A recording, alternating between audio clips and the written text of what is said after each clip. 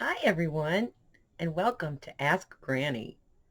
I'm Angie, your granny hostess for today. Um, I got a couple of questions, anonymous questions. Those are always the most fun because I could just make up any name.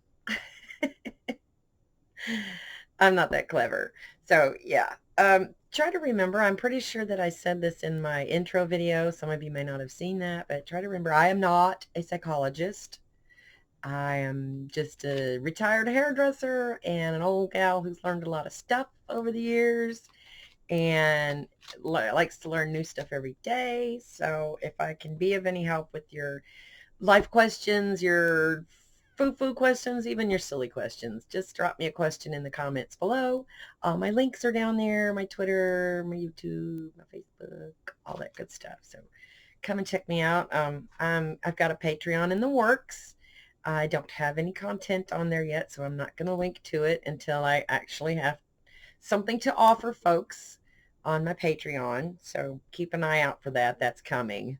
Uh, Granny needs $1 or two once in a while because, you know, kids and expensive little girls. All right, so let's get into the nitty gritty here. First question. Hey, Granny, what's the best way to tell a relative they can't live with you? This is very situational to me. This kind of really depends on the relative and depends on your situation. If it is an absolute no-go, no leeway, no chance, not happening, you have to say that. You have to say, this is not an option. You can be gentle and say, let's see if we can find another avenue to go down to see about getting you fixed up here. But this is not something I can do for you. There is always the option of just saying no.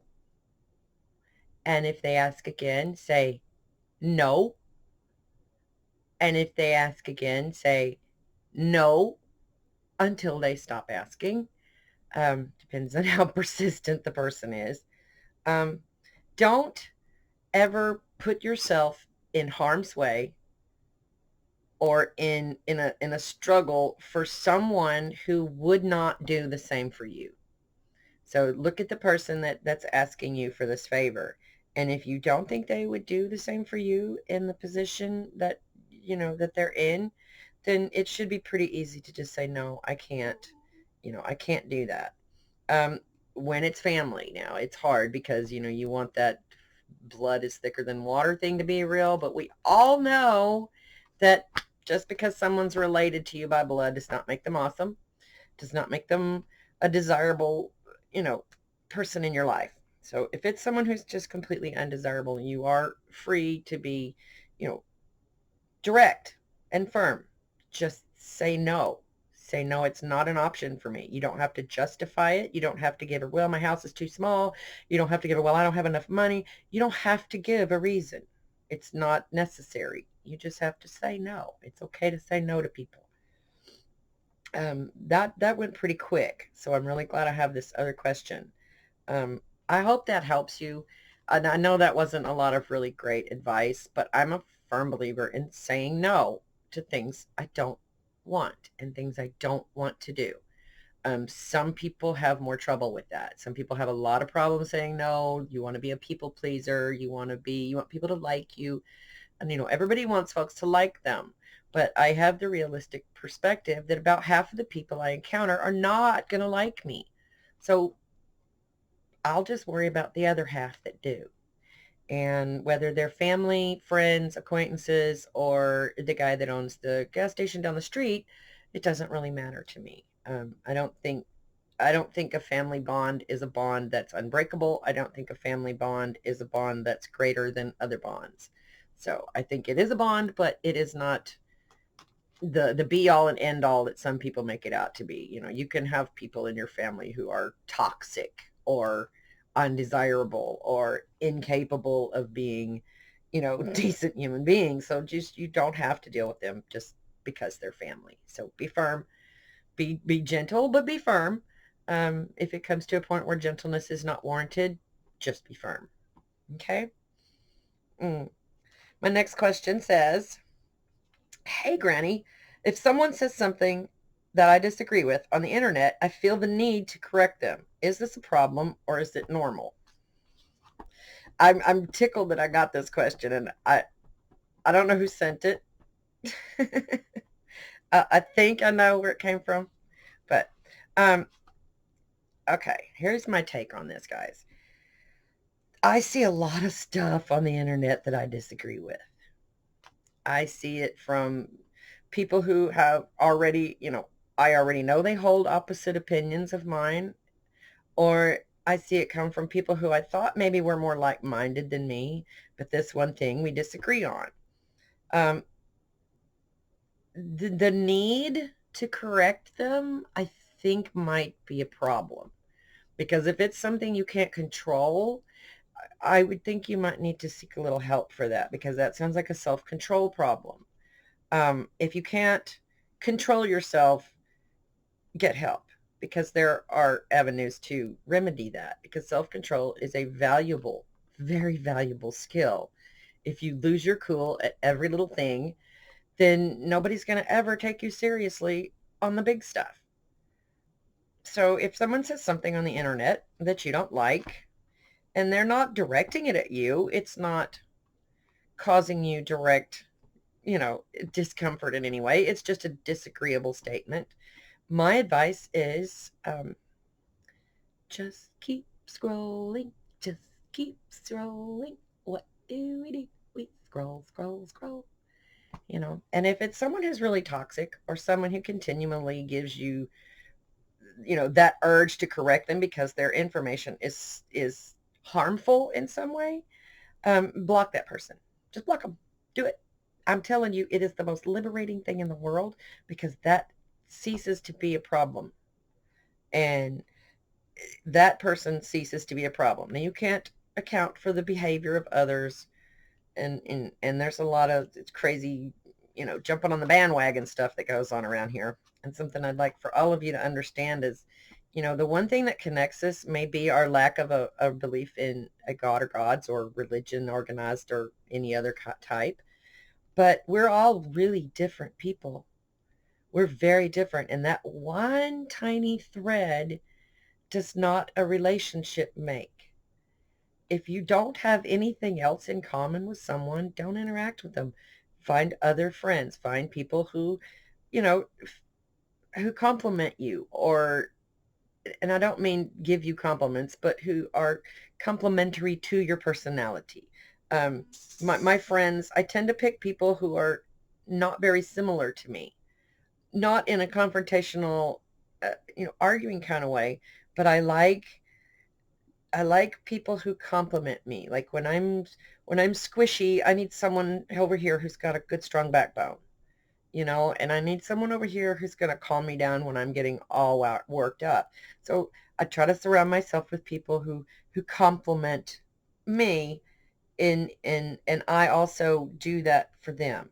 So I would like for folks to try and be a little more willing to agree to disagree about stuff, because it's really kind of silly to just keep beating a dead horse over a subject that you're not going to change anyone's mind.